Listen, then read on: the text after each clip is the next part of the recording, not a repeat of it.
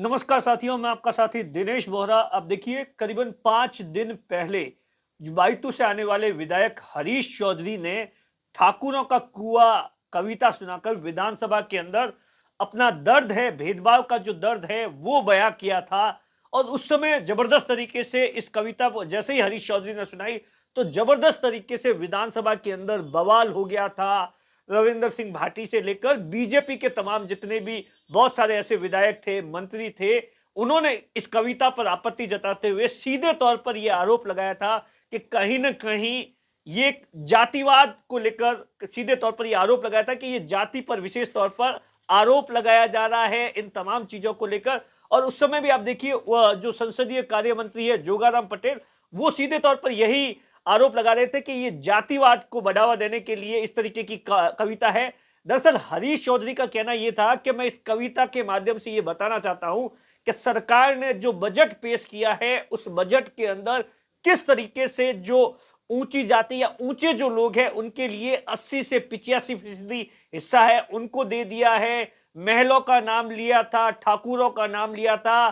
कुल मिलाकर उनके कहने का सार था कि भाई हम लोगों को, या जो ओबीसी है जिसे एक बहुत बड़ा वोट बैंक है, वोट बैंक के रूप में तो यूज हो जाता है, लेकिन जब देने की बारी आती है तो उन्हें कुछ भी नहीं दिया जाता है। और ये तमाम चीजें करीबन 19 मिनट का भाषण था। और उसी वक्त इसी बीच में अब देखिए, रविंद्र सिंह भाटी ने आखिरी के 1 मिनट के अंदर रिफाइनरी को लेकर भी जबरदस्त तरीके से तंज कसा था, उस पर भी जबरदस्त तरीके से बहस हो गई थी। इस कविता के बाद आप देखिए, लगातार विधानसभा के अंदर जो सियासत का दौर है वो लगातार जारी है।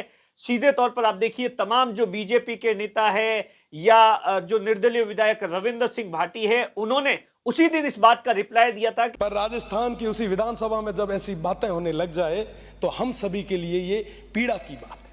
इस सदन की एक गरिमा है, हम सभी की नैतिक धर्म है, नैतिक जिम्मेदारी है कि इस सदन की गरिमा को हम बनाए रखें। कोई भी किसी भी जाति से हो, धर्म से हो, हमें सभी का सम्मान करना है। किस तरीके से है वो एक जाति को टारगेट किया जा रहा है, राजस्थान है वो किस तरीके से शूरवीरों की है भूमि है, इन तमाम चीजों को लेकर बताया था। और उसके बाद आप देखिए, अब इस बात को लेकर कल रात को जब सरकार की ओर से बकायदा इस बात का रिप्लाई दिया गया।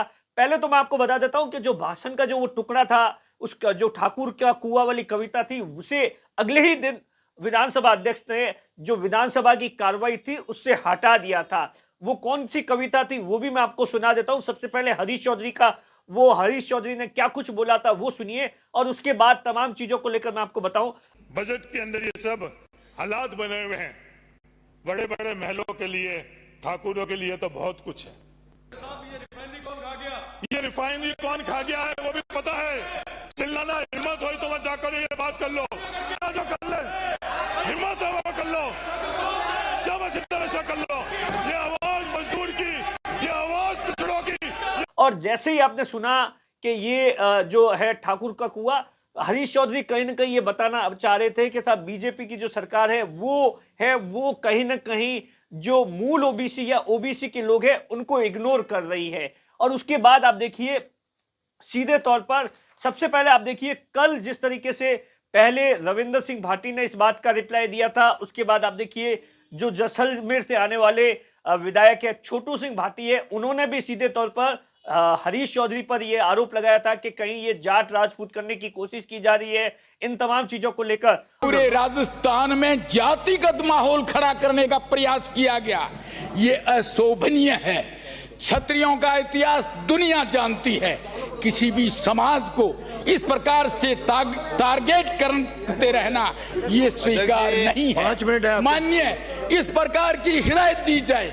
ये पवित्र सदन है, इसमें नहीं बोलना भी गुनाह है और असत्य बोलना भी गुनाह है। और उसके बाद आप देखिए, 2 दिन पहले ही जो कोलायत से आने वाले विधायक है उन्होंने भी इस तरीके से सीधे तौर पर निशाना साधा था हरीश चौधरी पर सीधे तौर पर। और कल क्या कुछ हुआ, कल शाम को जब विधानसभा की कार्रवाई चल रही थी तो सरकार के अंदर जो कैबिनेट मंत्री है राज्यवर्धन सिंह राठौड़ है, उन्होंने इस पूरे जो कविता थी अपने अंदाज के अंदर एक नई कविता पढ़कर सुनाई विधानसभा के अंदर। और सीधे तौर पर यह आरोप लगाया, आप देखिए सीधे तौर पर क्या कुछ आरोप लगाया है। उनका सीधे तौर पर यही कहना है कि जो कांग्रेस की जो नफरत की दुकान चलाने की बात कि जो यह कोशिश की गई है, नफरत की दुकान है, और उसके बाद में उनका सीधे तौर पर एक नैरेटिव सेट करने की कोशिश की गई है।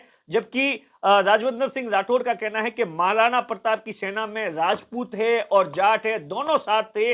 इस बयान के बाद में कहीं ना कहीं जाट समाज को साधने की कोशिश की गई थी। और उसके बाद आप देखिए जो राजवंदर सिंह राठौर है, उनका सीधे तौर पर यही कहना है कि ये समाज में बांटने की कोशिश की गई है कांग्रेस साथियों ने। और सीधे तौर पर राजवंदर सिंह राठौर का कहना है कि जब हरीश चौधरी ये कविता सुना रहे थे तो उनके जो कांग्रेस के साथी थे उन्होंने भी इसका विरोध नहीं किया। ये उनका सीधे तौर पर यह आरोप है कि उनका सीधे तौर पर यही कहना है कि हम विपक्षी हो सकते हैं लेकिन हमारे पूर्वज एक है। जो जिस तरीके से सीधे तौर पर क्या कुछ कहा राजवंदर सिंह राठौर ने, वो सुनिए और उसके बाद मैं आपको बताता हूं। देखिए, मेरे साथी आज यहां पर नहीं है विपक्ष के, शायद हो सकता है टीवी पे देख रहे हो। उनके तो पूर्वजों ने महाराणा प्रताप के साथ अकबर की सेना के दांत खट्टे करे थे, वो भी ध्यान से सुने, क्योंकि उन्होंने राजस्थान को बांटने की बात करी थी। सभी जातियां योद्धाओं थे महाराणा प्रताप के, सभी जातियां योद्धाओं की योद्धा थे महाराणा प्रताप के। महाराणा प्रताप राजस्थान के और राजस्थान हिंदुस्तान का।